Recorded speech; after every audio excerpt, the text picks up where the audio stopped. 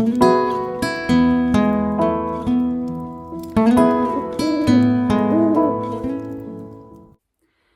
everybody, welcome back to House on Meadows. I wasn't going to film today. I just wasn't up to it, but I had to clean out the refrigerator and the pantry a little bit, and I thought, well, you know what? I'm going to show everybody what I do. Your fridge has got to be similar to mine. I'm sure there's days where you open it up and there's some strawberries that got shoved in the back and they're no good. Or you look in the crisper and you see some parsnips or some lettuce and things like that that are rearing their ugly heads and they need some attention. Well, that was me today. I got into the fridge and cleaned it out, and I made a run to the store, impromptu run to the market, and grabbed some things, and it was crazy in there. I did notice that butter has gone up again. It was $8.64 for a 2 pounds of butter in the 2-pack at Walmart. Walmart is the closest store that I have to where I live that is reasonable in price. We have an Albertsons, and I only go there if there's a sale, and it's mostly to get milk so that I can make cheese or something like that.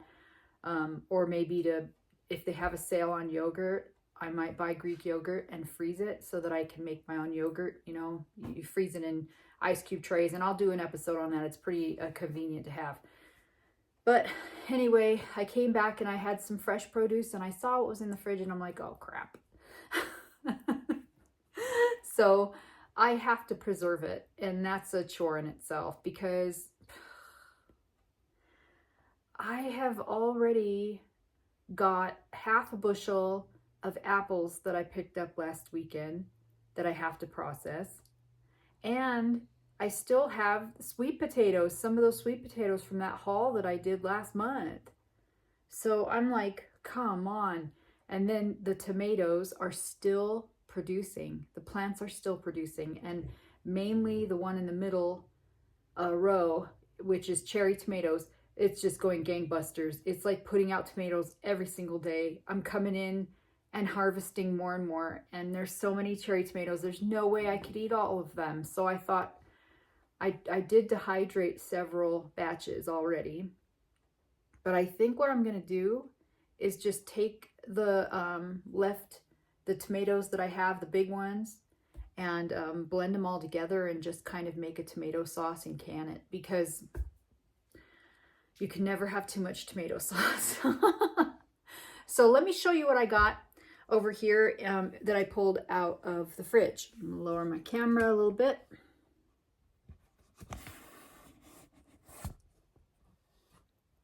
Okay, here are those tomatoes. So I have a bunch of big ones, and then underneath it I have all those cherry tomatoes, and that's, somebody had made a comment. This is the bowl that they made a comment. It says, girl, why do you have so many tomatoes? But what I've got here are all the nubs from my sourdough. You know what a nub is if you make sourdough. It's like all those triangular pieces. I plan to grind this up and make breadcrumbs and use it as coating for chicken or something else like that. Something that I pulled out of the fridge that I'm super upset that I forgot about, and are these. There's so many grapefruit. But I had to take some medication for one of my illnesses, and I couldn't have grapefruit while I took that medication. So these just kind of sat in the fridge. I'm going to slice these up, and they're going to go in the dehydrator. I have a little bit of broccoli that's just looking a little bit sad. This is going in tonight's dinner. I'm making quiche. I found a little onion piece in the Tupperware in there. That's going in the quiche also. I found this green onion that I pulled out of the garden last week. It was just randomly growing by itself. It was super strange, but I'm like, okay, well, we'll bring you in. And he's going in the quiche also. I've got 2 weird looking zucchinis, one big, one small. And I'm going to grate them up and freeze them.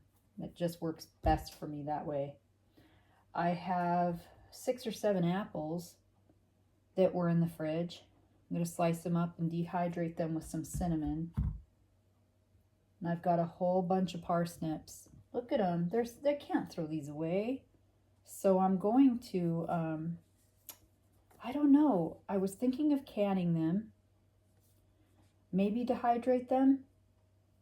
One or the other. But they're not going to go to waste. Way in the back of the fridge, I'd forgotten about this. Whole bunch of ginger. Whole bunch of ginger. So that's going to get sliced up and dehydrated, because dehydrated ginger is a big deal for the winter, because you can make cough syrups and things out of it, and use it in your elderberry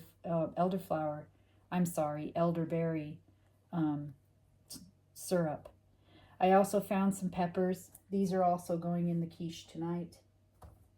And I found a little half a lemon, and I'll be using that with the apples when I dehydrate them to keep them from going brown.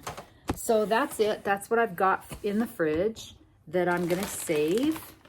And even the breadcrumbs.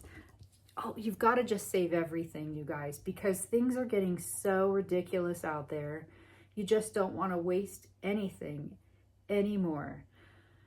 I thought I would also show you how I use all of my dehydrated and powdered foods.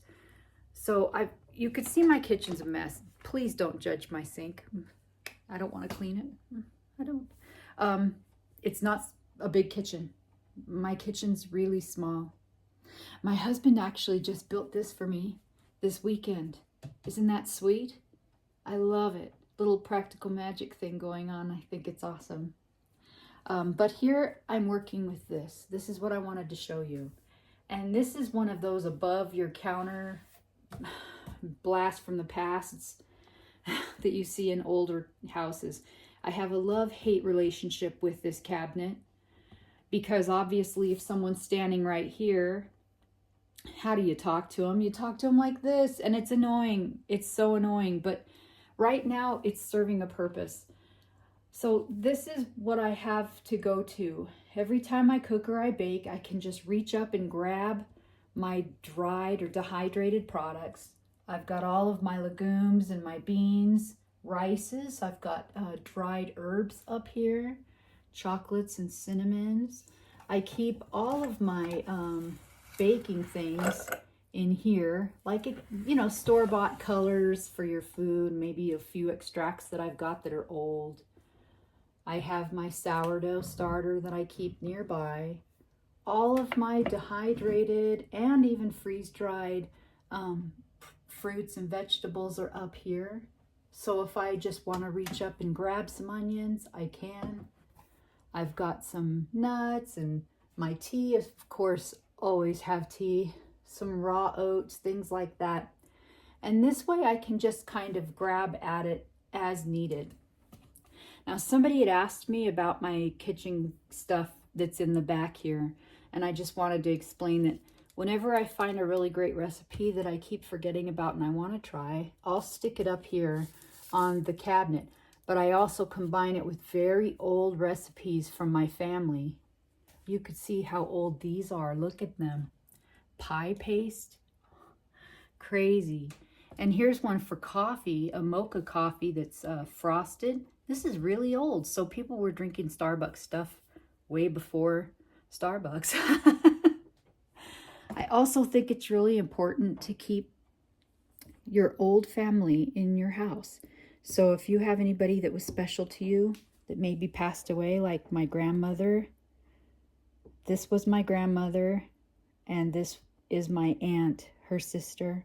It's a very old picture. More of the old recipes I keep nearby because it feels like they're with you in a way. This one is, I love this picture. This is my great grandmother. And you couldn't get a better picture, could you? I mean, it's just fantastic. I just think it's really crucial in your kitchen to keep memories of people that you spent time with and broke bread with. It's just, it's a big deal. Now, this cabinet's messy, so don't judge me, but I want to show you what's inside. So again, what I've done is I have my recipes up there. I've got a picture of My youngest daughter, when she'd gotten a hold of a blackberry bush up in Washington State, back when she was just a baby, and ate all the berries off. We've got some more of those recipes that I keep nearby. These are all ones that I go to all the time. Those are my go-to recipes. Also over here, I've got this picture that I made, and I hung up, again, family, old family portraits. And if you look in the back there, you could see the original picture of my great-grandma, because I had it blown up. I wanted to see it every day and have it be larger. And obviously I keep a lot of stuff on my countertops. And here are some other pictures of my family. This was my sister Chris, and I did a video talking about her and the canning, and she's passed away. I keep her in my kitchen in all kinds of spots with my salt crock and everything. It's all about her. And then here's my mom and my Grandma Lonnie. My mom is on your left, and my Grandma Lonnie, she's passed. And she's why I keep owls in my kitchen and throughout my house, because it reminds me of her. And she was a really interesting character because she claimed to be a white witch. I had an interesting childhood. I like to have my family that's gone around me.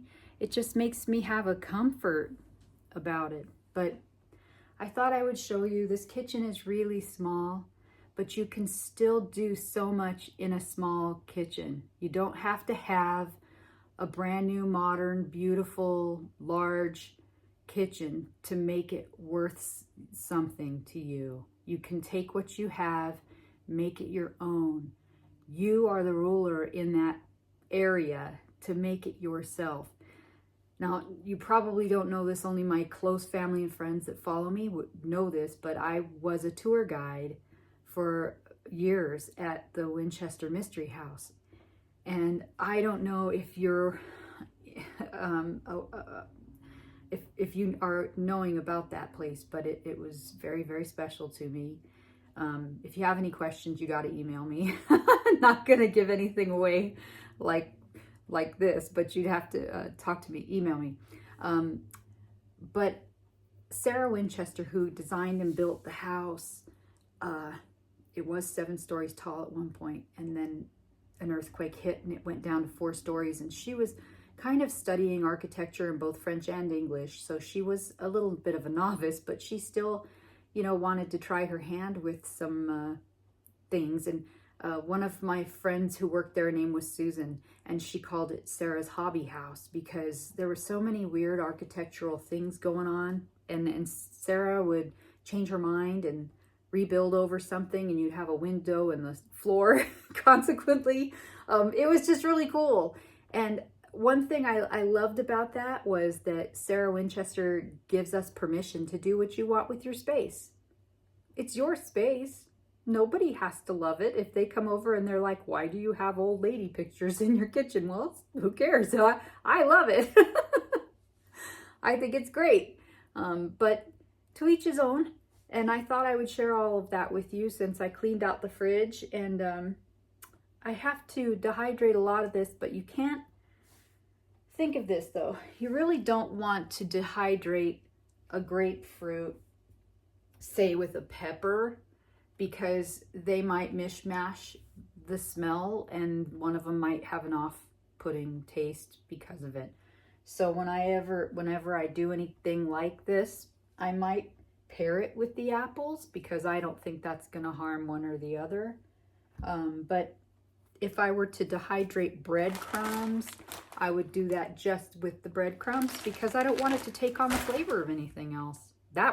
Bread seems to soak it all up. But gosh, I really don't know what to do with these parsnips yet. I don't want them gone. If you have any ideas, share them with me. I'd be glad to hear about it. So that's it for today. Kind of a mishmash of videos. I hope you enjoyed it. I sure liked showing you around. I look forward to seeing you guys again soon. Don't forget to like, share, subscribe, all those good things.